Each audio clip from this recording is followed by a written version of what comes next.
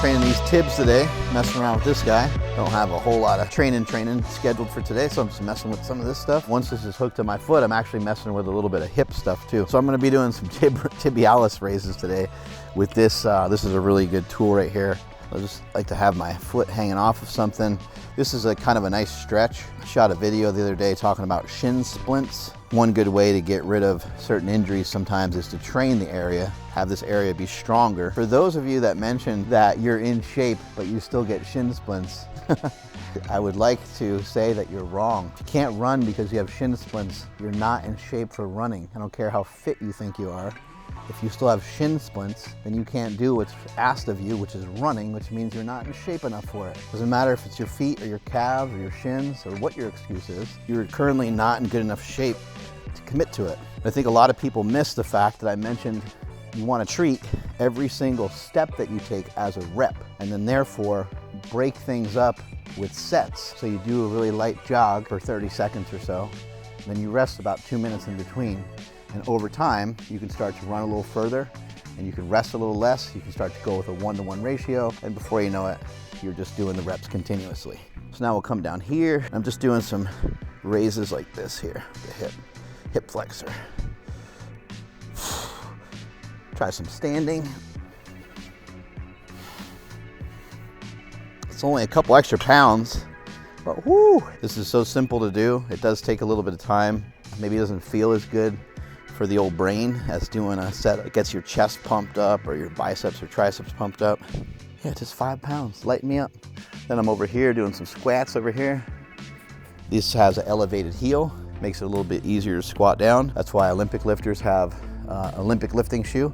They got the heel raised so they can get in better positions for their squats. I like to do what the defense gives me here, just keep in ranges that feel comfortable. Maybe try a wider stance. Working myself through a bunch of different ranges, testing out the knees, closer stance. Legs are pumped already. Try kind of a offset. Just something that's different, challenging in a different way. Try to lengthen that out a little bit more, turn it into a lunge.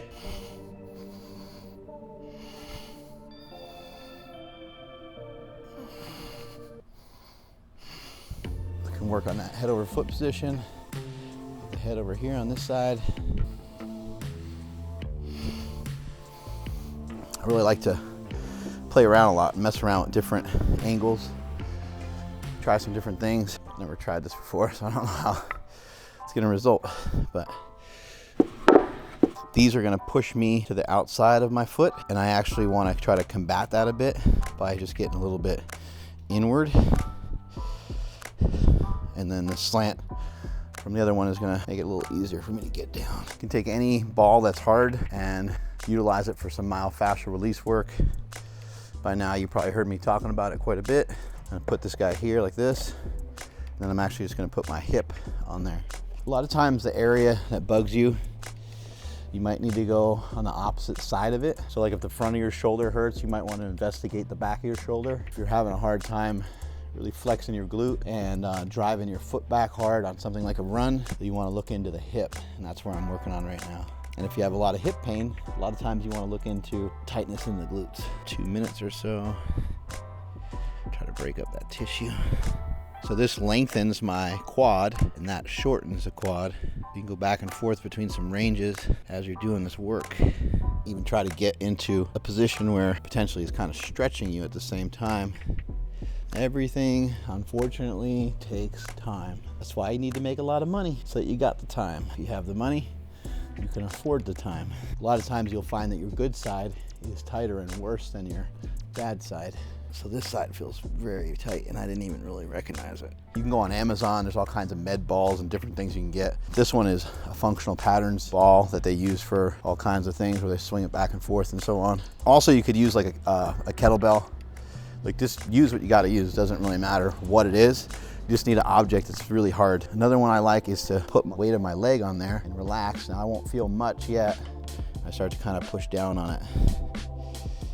And I'll sometimes even do this one on the floor with a larger like med ball. I think a lot of people are kind of hurting in these areas, kind of high hamstring areas on the outside and all the way in the inside.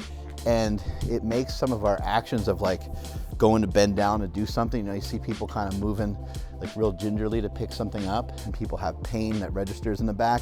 But I think so much of that comes from just a lot of pain through here, and a lot of pain through the high hamstring and the groin. Some of the muscles that are like, they're way deep. You can get away from the wiener, but they're way deep in here.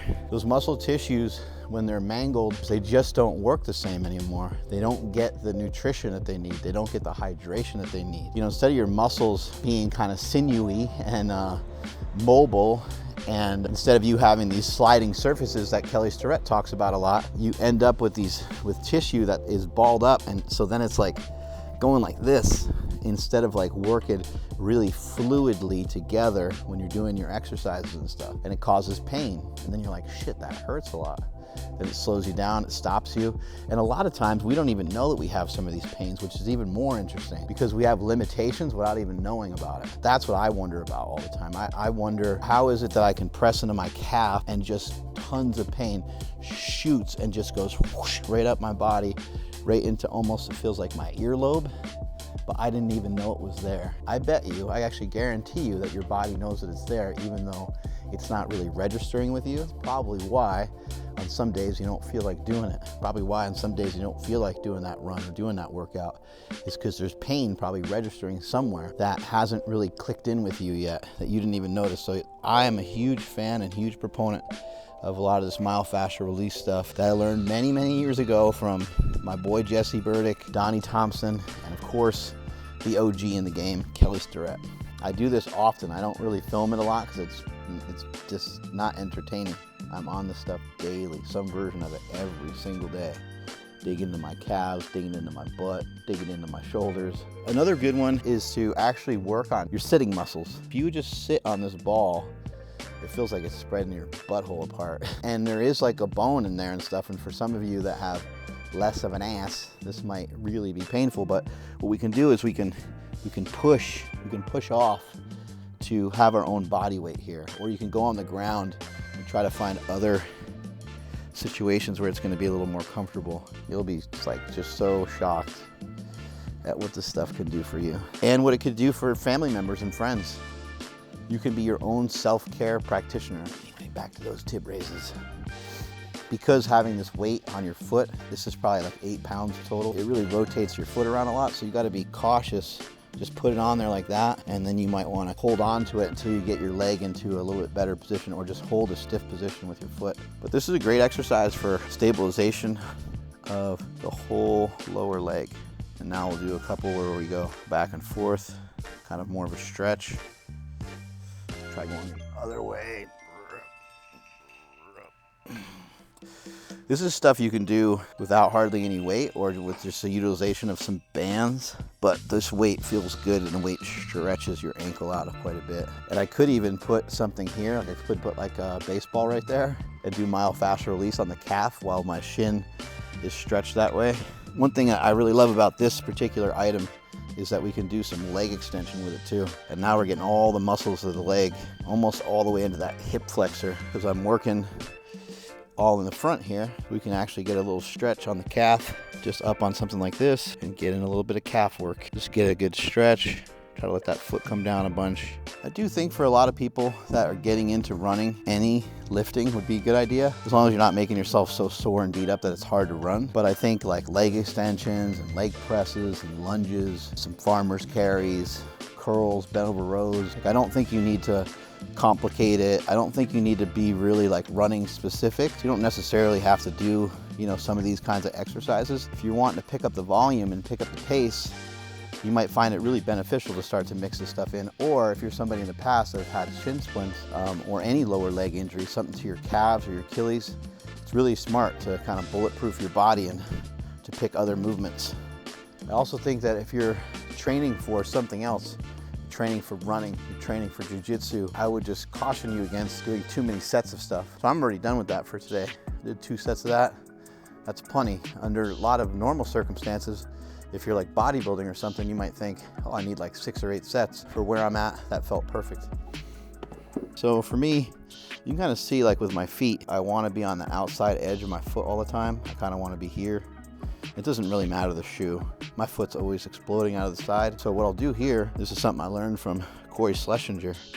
Corey talked about kind of pinching in a little bit. See how sagged out I am, the outsides of my feet, because of the contour of the WEC step here. In a lot of sports, and to get yourself to kind of transfer over to the other side, we kind of need that ability to be able to go from here to here.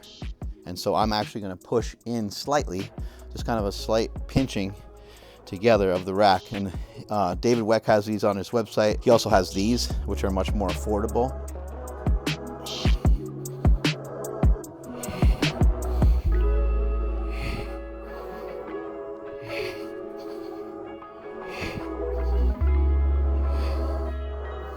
Do a little bit more nasal breathing in my training. Went on a run yesterday. It was tough. I was doing 9-minute mile surges with mouth tape, and in between doing kind of back offs, slower jog, 11-minute mile pace. But you get used to it, and over time you get better and better at it. The reason why there's so many gadgets, and some of you guys have commented and said, why all the gimmicks? I've always been into all this stuff for a really long time. Probably like 90% of my squats when I was in the prime of my powerlifting career, probably for like a good 5 years, squatting over 900 pounds and eventually 1,080. Probably 90% of my squats were done onto a box with bands or chains. I've always had gimmicks in my training long before I ever tried to sell anything, long before I ever tried to sell you guys stuff. Products of my own, and maybe even sometimes other people's products. I've always been interested in these different ideas and concepts, and I will always promote them, and I will always sell them and push them out to you guys because I think they're valuable. The sled is something I brought to Gold's Gym Venice some 20 some odd years ago, and everybody looked like I had two heads. I put a box in there to do box squats on, and everybody looked at me like I was crazy. I brought in bands, I brought in chains. I've always been doing weird, maybe unconventional stuff. Maybe that's some sort of weird character thing of mine, I don't know. I don't know if it's good or bad, but that's just the way I be. I like to keep searching for stuff. It makes me feel good when I find something new and exciting. It keeps me invigorated and keeps me fired up to do the exercises that I'm doing. It's not the kind of same old thing. So you see me get fired up about GOTA or functional patterns or something I learned from Kelly Starrett. I don't get rid of a lot of these things. A lot of this stuff is added in. There's a lot of different ways to go about doing movement. Most of the time when we do stuff in the gym, we have a weight and we're moving the weight.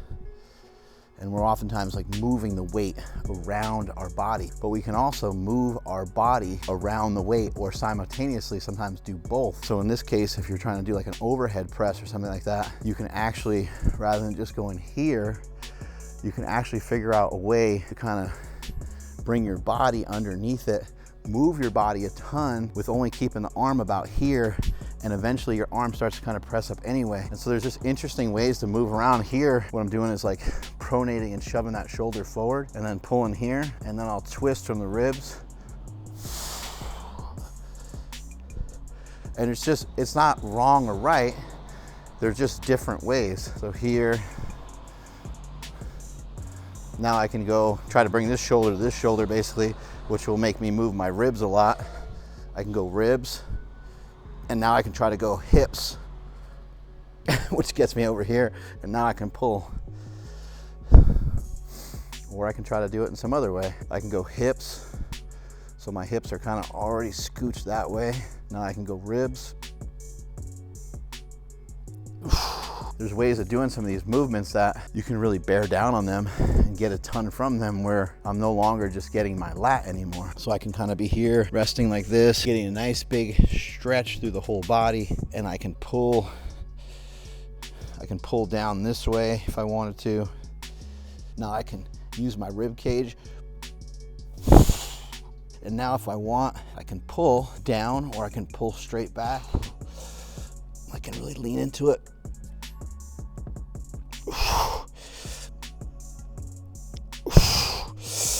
You can even get a step in there. Some of it's sometimes hard to figure out which way to go.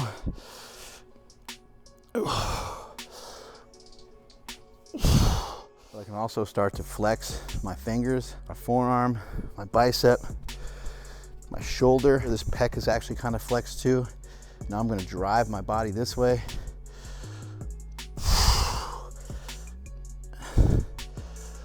gonna pull even harder.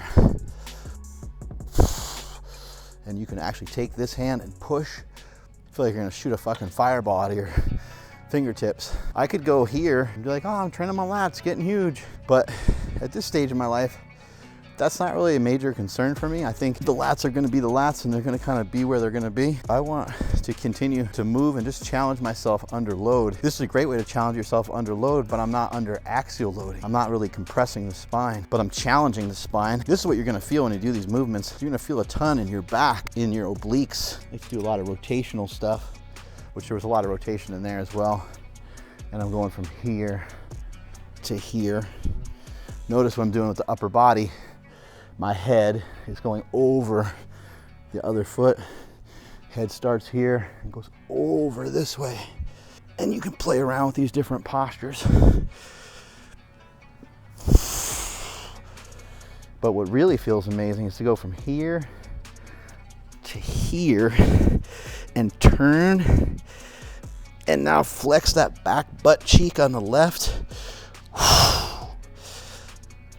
And now we just turned it into a press. So you go from here to here to here. I know you're watching this and you're like, that's it. Unfollow, unsubscribe.